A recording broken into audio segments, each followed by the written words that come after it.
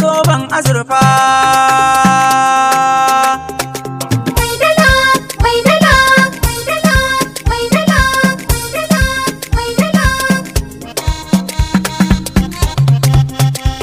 mugun magangari mai talaka wuce ayi marai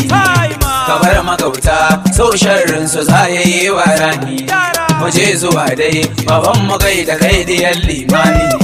a lafiya dai wanki sa gaban maza na fadi baba sarkin ado dawi su ka gama da dan mai safi kabar su shakur kundum mai dala da kyawun tsari mai dala mazan fama mai dala ga munan mana mawa ta wuce wa masu mabambar maza mai dala da sauran kallo maganar da sauran kallo sadiq bata gaba dai ka fata jakadan sara mai dala da sauran kallo maganar da sauran kallo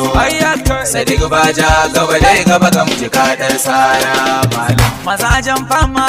ga miji mazajen fama mallam mu dawa addu'a dai Allah ya sa ya gama lau lafiya sakin masoya gaba dai sadiq masu kai kuma har wuya amana ta da wuri daurin ta san babu zancen naki ka kyale magauta tsafin su ko sun yi Allah yaki ashe ka garanda in kwai ruwa dole ne a zama ashe mu mawaka ba ma fushi ba marai na anini a miƙon dalata in adana in aje ta da sauri mai dala da sauran kallo maganar da sauran kallo sadiq bata gaba dai ka fata jakadan sara malam ashe mai dala ne kuga mai dala babu zancen ƙarya diyan maluma ne waje addu'a babu zancen boka mu dai namu shine namu mai dalan jumai ta maza kaga mai ba mazaje aiki